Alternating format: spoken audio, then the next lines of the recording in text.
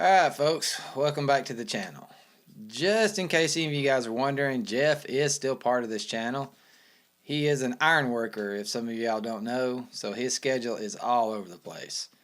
So if you're just seeing me a lot here lately, that's why, because he's all over the place with his schedule. He's trying to get his life balanced out with work and still manage a family and all that. But we definitely are still together, still doing videos, still run this channel together and all that. Just kind of want to get that out of the way. Also, you need to like and subscribe if you're digging these videos and watching them. But anyway, today we're going to talk about this little gem from Insurrection Industries. This is a little external HDMI solution for your Nintendo GameCube. This thing will output natively what your GameCube puts out 480i. Now, you will see with the video I've captured from this does look significantly better than the native composite out. Significantly. But only outputting 480i, I can't say that I'm terribly, overwhelmingly impressed. Does it look better? And especially it being 80 bucks versus what an internal mod costs, which starts around 100 bucks for a GameCube. Yeah, it's worth 80 bucks. The main reason I bought this thing versus going the route of an internal mod is because right now the GameCube market is on fire. There are so many mods for that system that include HDMI, SD card mods, all these things that you could buy one today that does whatever it's doing. That's the latest, greatest thing. And then the next week, something else comes out that's better than that. So I chose to go this route with a cheaper option until the market stabilizes with the output features for these different HDMI mods for the GameCube. It doesn't do what an internal mod will do. An internal mod will usually go 1080p and beyond. This one only goes to what natively the unit puts out, which is 480i.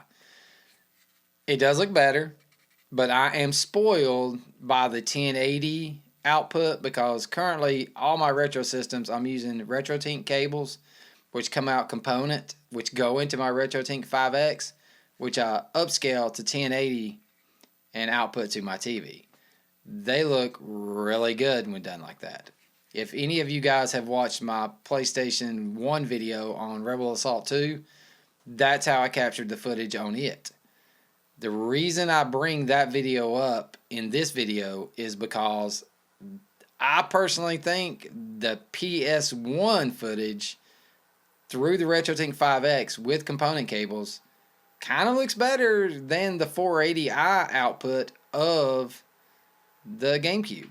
Even though the GameCube is leaps and bounds a more powerful system with technically better graphics, this little unit really doesn't showcase the full capabilities of what the GameCube can be upscaled to without the use of an emulator.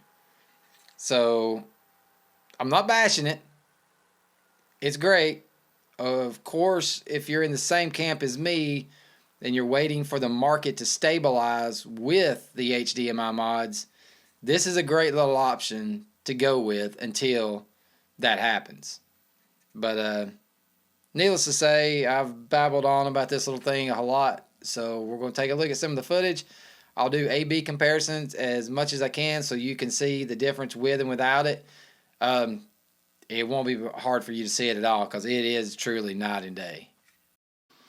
Alright folks, as you can see on the left here, we have the HDMI adapter, and on the right is standard composite cables that the system would come with if you bought a used one these days. As you can see, the one on the left is significantly sharper. With the text, the graphics, all the way around. It just looks tons better. I didn't bother to tell you where in the world you could get this daggum thing when I started the video, but this is called the Insurrection's CARBY, and it's available on Stone Age Gamer. If I remember, I will post a link in the description for it. I'm terrible at doing that, but I'm going to try to improve doing that in the future so you guys can find these products a little bit better. But I mean, maybe to you guys it looks like just, pure utopia wrapped up in a graphics format. I don't know. I mean, it looks good to me. But seeing what the RetroTink can do in conjunction with high-end component cables, yeah, this costs you $80 and you can get these kind of results. If you do the RetroTink option with the component cables, it's going to put you about $350. But if you're like me and you want the utmost you can get out of it and it look absolutely gorgeous, I mean, I don't know. I would either wait around for an internal mod scene to kind of stabilize and do an internal mod that can output 1080, or get a set of aftermarket component cables and do the RetroTink option. Of course, the RetroTink does cost more, but you can use it with every retro system, so I mean, you kind of make your money back. Like I say, folks, I'm not downing it. It's a great, great product.